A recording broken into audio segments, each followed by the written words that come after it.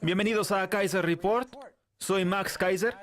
Eurípides escribió una vez: cuando alguien con dulces palabras, pero con una mente perversa, convence a la plebe, se avecinan malos tiempos para el Estado. En efecto, se avecinan malos tiempos para ustedes, para mí, para todos nosotros, porque los bancos centrales con sus dulces palabras han logrado convencernos para que no dejemos de comprar y comprar con dinero prestado. Así que también se avecinan malos tiempos para el Estado, de la economía. ¿Stacy? Max, veamos el siguiente artículo que recoge en Estados Unidos el USA Today. ¿Está alimentando la Reserva Federal una enorme burbuja de los mercados bursátiles? El artículo nos invita a analizar este gráfico sobre el S&P 500 desde el año 1996 hasta hoy. Vemos que en él se refleja primero la burbuja de Internet, luego la burbuja inmobiliaria y finalmente para la actualidad han decidido poner unas exclamaciones e interrogaciones. El artículo señala que uno podría pensar que actualmente nos encontramos ante la mayor burbuja del mercado bursátil de toda la historia, puesto que a día de hoy los precios en el S&P 500 son un 30% mayores que durante las dos burbujas anteriores. Yo en el pasado me dedicaba al estudio de las burbujas. Por cierto, me acabo de enterar de que Jeffrey Winters, mi antiguo mentor en este ámbito, acaba de fallecer. Fue el mejor corredor de bolsa de su época. Winters y yo hablábamos mucho de la historia de las burbujas en el club gastronómico de la Bolsa de Nueva York, que era donde solíamos ir, y donde él me enseñaba cosas sobre la historia de la institución. Gracias a él aprendí que cada burbuja tiene sus propias características. Por ejemplo, la burbuja del mercado bursátil del año 87, a la que asistí con mis propios ojos, fue provocada por la cobertura de las carteras de acciones. Luego vino la locura de las .com en los años 90, que también presencié en persona y en la que participé desde Los Ángeles. Esta burbuja fue consecuencia del escalonamiento de las ofertas públicas de venta que protagonizaron Frank Quattrone de Credit Suisse, Henry Blodgett de donde fuera que trabajara, y Mary Meeker. Entre los tres crearon esta enorme y delirante burbuja tecnológica de las .com. Después vino la crisis de las hipotecas basura provocada por la absorción de grandes cantidades de dinero de las instituciones y de los fondos de pensiones para la venta de unos productos totalmente fraudulentos e inservibles. Pues bien, esta gran burbuja del 2014 podría denominarse la burbuja de la deuda soberana. La deuda española cotiza en máximos históricos. La rentabilidad del bono soberano británico se sitúa en niveles que no se alcanzaban desde hacía 300 años. Y la deuda soberana estadounidense cotiza en valores máximos a los que no se llegaba desde hacía 240 años. La burbuja es consecuencia del esfuerzo coordinado de los bancos centrales. Mario Draghi, gobernador del Banco Central Europeo, es el que ha decidido comprar toda esa deuda española y de otros países europeos, lo que ha hecho que el balance general del Banco Central Europeo haya igualado ya al de la Reserva Federal o al del Banco de Inglaterra. Y el gran padre de todo esto es el Banco de Japón. Se están adquiriendo billones de dólares, euros y yenes en deuda tóxica hasta que se alcance un punto de no retorno y se genere una enorme burbuja de la deuda soberana jamás vista. Creo que la adquisición de activos por parte del Banco Central Europeo acabará con el estallido de esta burbuja dentro de no mucho.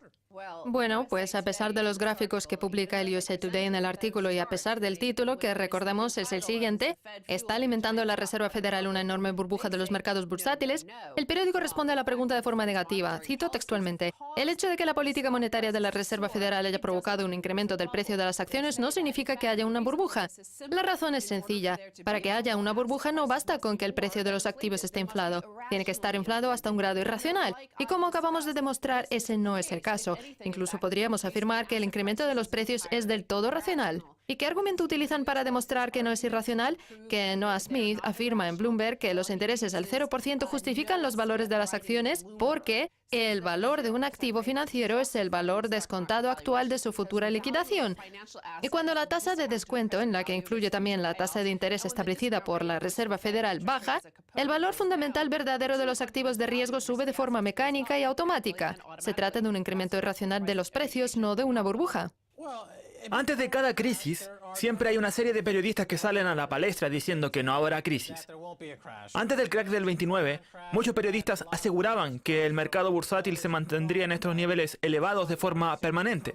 Lo mismo ocurrió antes de la crisis de 1987, cuando muchos analistas decían que el valor de los mercados podría duplicarse o incluso triplicarse. Y antes de la crisis de las .com, el propio Alan Greenspan pensaba que la economía habría entrado en una nueva era de permanente prosperidad y que el PBI podría crecer incluso un 4% gracias a Internet. Esa innovación tecnológica tan interesante.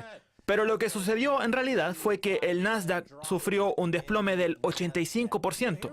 Pues bien, ahora mismo nos encontramos a las puertas de la burbuja de la deuda soberana del año 2014, el mayor desplome del precio de la deuda de la historia.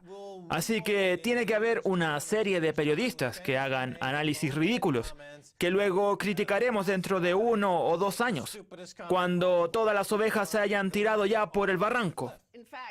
Como hemos visto, el artículo emplea los términos mecánico y automático, y eso me recuerda a los robots que los Hanwha Eagles, un equipo de béisbol de Corea del Sur, ha colocado entre el público en las gradas porque han perdido 400 partidos seguidos. Aquí tenemos a los robots que son como los aficionados, solo que a ellos no les importa cómo le va el equipo, siempre estarán ahí animando. Pues bien, según el artículo, siempre va a haber un robot mecánico, habitualmente un académico o periodista, que diga que es imposible que los mercados no sigan subiendo. Sigamos con esta metáfora. Debajo de la superficie, las empresas estadounidenses están perdiendo dinero a expuertas.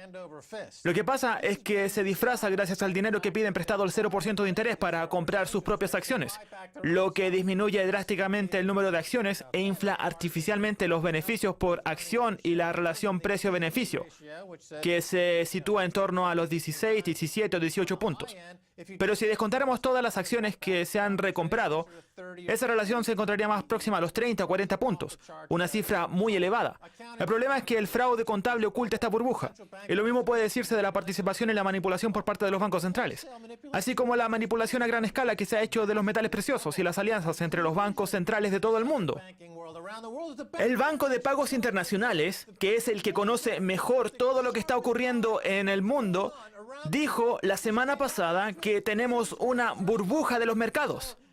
Así que lo que diga un paleto a partir de una serie de datos inservibles extraídos de esas marionetas mecanizadas que animan desde las gradas no tiene ningún valor.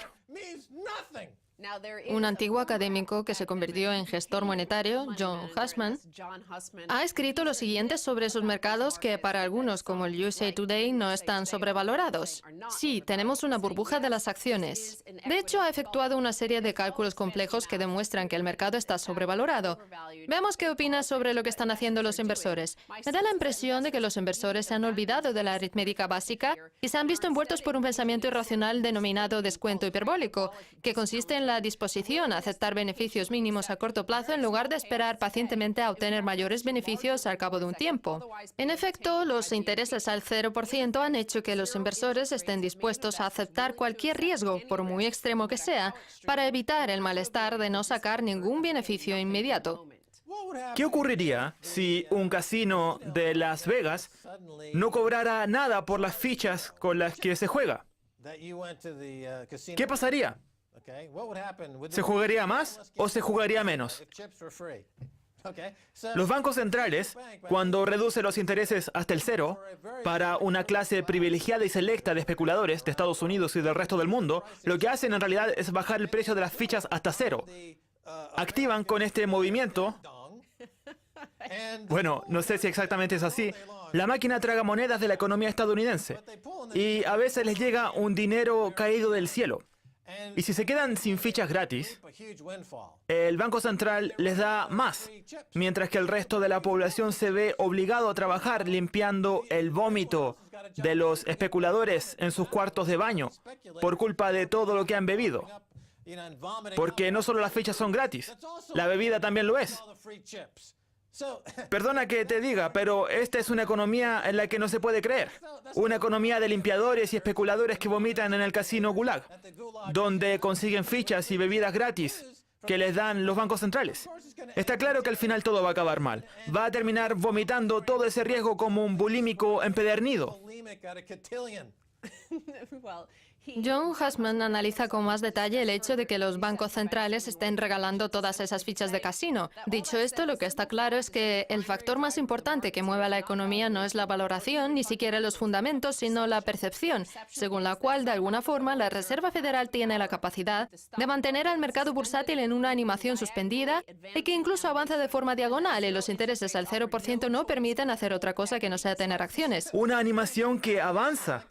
Parecen los dibujos animados del Pato Donald o del coyote, que sigue corriendo por el acantilado hasta que mira abajo y se da cuenta de que la carretera ya no está. Los mercados suben por la escalera de la esperanza y bajan por el hueco del ascensor de la realidad, hasta caer en un charco de vómito y orina por culpa de un idiota que decide escribir en Bloomberg un artículo sobre no sé qué mecánico que hace que los precios en los mercados sigan siendo bajos. Sí, claro que siguen siendo bajos. A ver si piensa lo mismo cuando lo metan en la camilla. Siguiendo con el comportamiento que han tenido los bancos centrales, lo que sí es cierto es que la Reserva Federal ha creado 4 billones de dólares en una divisa improductiva y en reservas bancarias que alguien debe tener en su poder. Y como los inversores no perciben que los activos de riesgo sean tales, están dispuestos a ser quienes se hagan con ellos para intentar conseguir cualquier rentabilidad a corto plazo que sea mayor que cero. Lo que también es cierto es que un año más de intereses al 0% más allá de las expectativas actuales significaría tan solo un incremento de alrededor de 4% en las valoraciones de mercado. Lo que viene a decir es lo mismo lo que dices tú, aunque con otras palabras, que nos vamos a caer por el hueco del ascensor. Sobre la historia de la institución. Gracias a él aprendí que cada burbuja tiene sus propias características. Por ejemplo, la burbuja del mercado bursátil del año 87, a la que asistí con mis propios ojos, fue provocada por la cobertura de las carteras de acciones. Luego vino la locura de las .com en los años 90, que también presencié en persona y en la que participé desde Los Ángeles. Esta burbuja fue comprar y comprar con dinero prestado. Así que también se avecinan malos tiempos para el estado de la economía. ¿Stacy? Max, veamos el siguiente artículo que recoge en Estados Unidos el USA Today. ¿Está alimentando la Reserva Federal una enorme burbuja de los mercados bursátiles? El artículo nos invita a analizar este gráfico sobre el S&P 500 desde el año 1990. Me dedicaba al estudio de las burbujas. Por cierto, me acabo de enterar de que Jeffrey Winters, mi antiguo mentor en este ámbito, acaba de fallecer. Fue el mejor corredor de bolsa de su época. Winters y yo hablábamos mucho de la historia de las burbujas en el club gastronómico de la Bolsa de Nueva York, que era donde solíamos ir y donde él me enseñaba cosas. De 6 hasta hoy. Vemos que en él se refleja primero la burbuja de Internet, luego la burbuja inmobiliaria y finalmente para la actualidad han decidido poner unas exclamaciones e interrogaciones. El artículo señala que uno podría pensar que actualmente nos encontramos ante la mayor burbuja del mercado bursátil de toda la historia, puesto que a día de hoy los precios en el S&P 500 son un 30% mayores que durante las 2 burbujas anteriores. Yo en el pasado... Bienvenidos a Kaiser Report. Soy Max Kaiser. Eurípides escribió una vez: cuando alguien con dulces palabras, pero con una mente perversa, convence a la plebe, se avecinan malos tiempos para el Estado. En efecto, se avecinan malos tiempos para ustedes, para mí, para todos nosotros, porque los bancos centrales con sus dulces palabras han logrado convencernos para que no dejemos de comprar